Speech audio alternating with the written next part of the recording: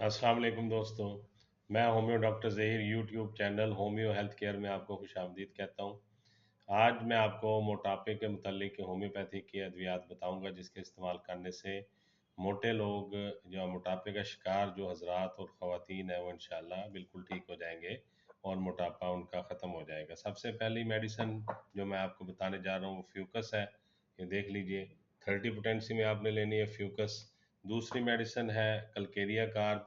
ये देख लीजिए, ये भी 30 पोटेंसी में लेनी है कलकेरिया कार्ब। तीसरी मेडिसिन जो मैं आपको बता रहा हूँ वो देख लीजिए, टाइफाइडिनम है। ये भी 30 पोटेंसी में आपने लेनी है।